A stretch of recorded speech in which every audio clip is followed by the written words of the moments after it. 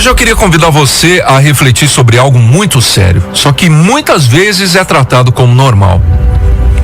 O que realmente significa dizer que o nosso corpo é templo do Espírito Santo? A Bíblia fala claramente em 1 Coríntios 6,19.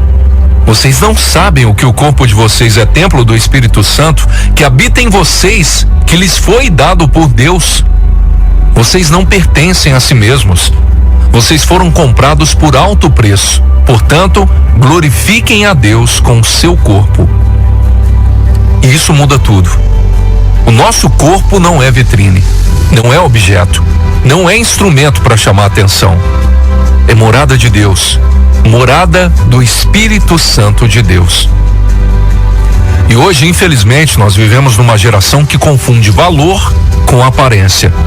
Principalmente mulheres sendo incentivadas todos os dias a se sensualizar, a se expor, a buscar desejo, quando na verdade o que o coração mais precisa não é desejo, é respeito.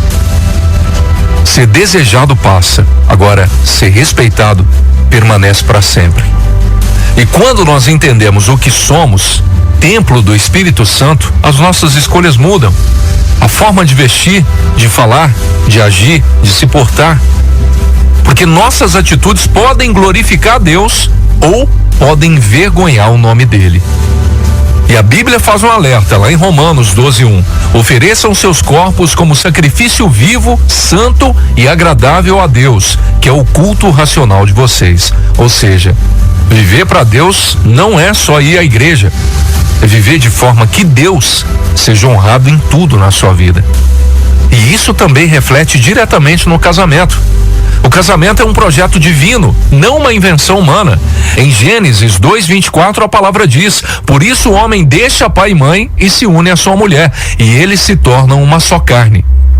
Quando duas pessoas se tornam uma só carne, tudo que entra naquele relacionamento, ele precisa somar, nunca dividir. Só que o inimigo sabe disso, né? E uma das estratégias mais usadas por ele é entrar no casamento através de amizades erradas. A Bíblia alerta lá em 1 Coríntios 15:33, as más companhias corrompem os bons costumes. Amizades que incentivam a desrespeitar o cônjuge. Amizades que plantam dúvida, ciúme, comparação. Amizades que dizem isso é normal, quando não é. E muitas vezes são pessoas usadas pelo inimigo para destruir o que Deus uniu. Provérbios 4:23 diz: sobre tudo o que se deve guardar, guarde o seu coração. E isso vale também para quem tem acesso ao seu casamento. Toma cuidado com quem você está colocando aí dentro da sua casa, dentro da sua vida, dentro do seu relacionamento.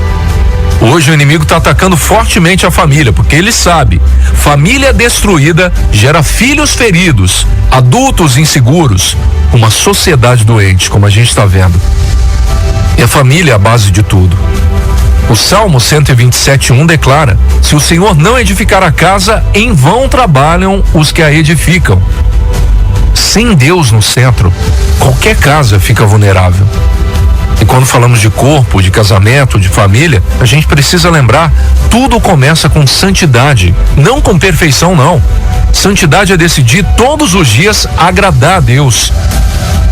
1 Tessalonicenses 4:3 diz: a vontade de Deus é que vocês sejam santificados, abstenham-se da imoralidade sexual, cada um saiba controlar o próprio corpo de maneira santa e honrosa.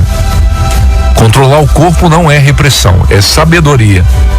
É entender que o valor não está no quanto alguém te deseja, mas no quanto Deus se alegra com você, quanto Deus se alegra com a sua vida. E acima de tudo a gente precisa lembrar, o inimigo tenta, mas não vai vencer, jamais vai vencer quem permanece em Cristo. Jesus é exaltado quando escolhemos honrar o corpo. Jesus é exaltado quando protegemos o casamento. Jesus é exaltado quando defendemos a nossa família. Em Josué 24:15, ele declara algo que ainda hoje precisa estar dentro do nosso coração: eu e a minha casa serviremos ao Senhor. E que essa seja a minha, a sua, a nossa decisão diária. Que nossas atitudes apontem para Cristo e que nosso corpo glorifique ao Senhor, glorifique a Deus.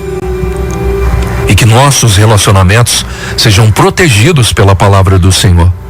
E que a família continue sendo o lugar onde Deus é honrado a todo instante, a todo momento.